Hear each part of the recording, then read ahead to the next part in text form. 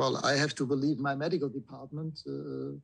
Our doctor came to see me a Friday morning before training and told me that Cristiano cannot train because of some problems with his hip flexor. And the same was true on Saturday, and that's why he couldn't be part of the squad. Just on Cavani, how frustrating is it for you? That's, I think, the 6th game in a row he's missed. You said before the game that he didn't feel like he could play.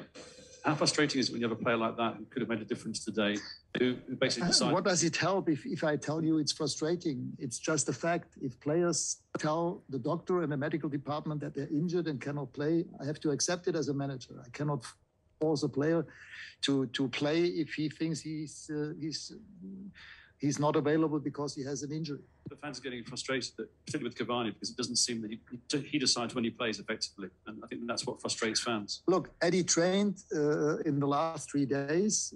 He trained well, but he still felt after those 3 training sessions yesterday afternoon that he's still not fit to play. This is a fact. And as a manager, I mean, I cannot force a player to play if he doesn't feel fit enough and well enough in order to play. To be honest, I didn't have the impression that they didn't try. But as I said, it's difficult against a team like Man City. Once you are 3-1 down, the best team in possession of the ball on the planet, it's difficult. I cannot blame anyone for not having tried and put in effort into that game. But it was, as I said, difficult after the 3rd goal. 22 points.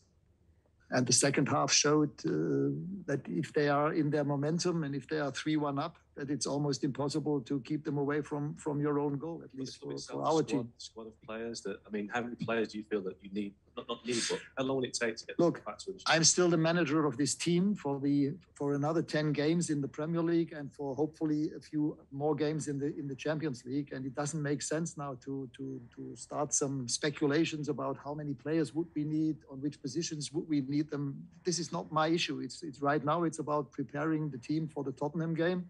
And after that, for a very important game against Atletico in the Champions League. Right now, we have to be, and I am happy with the players that we have. This is clear that we lost 2, if not 3 strikers since Christmas. Everybody knows, but again, this is a fact, and we have to deal with it. And I'm not complaining about that. So for us, it's important to look ahead and make sure that we develop the team, which we have in the last couple of weeks and months. We do not always play against Manchester City. We have other teams, and we showed that against West Ham and against other teams at Leeds that we are capable to win those games.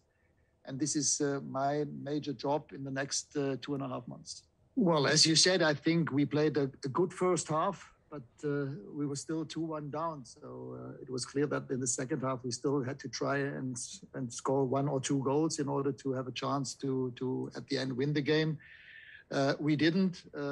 It was in the second half difficult for us to keep them away from our own goal. And so we then decided to bring on Marcus Rashford and Jesse Lingard, 2 offensive players, one of the few offensive players we had available today. And then they scored a brilliant goal after a corner. I must say, difficult to defend that one. And from then on, it was a very difficult, frustrating game for us, because if you keep chasing them up high up in the pitch in their half, you take the risk to concede another 1, 2, if not 3 goals.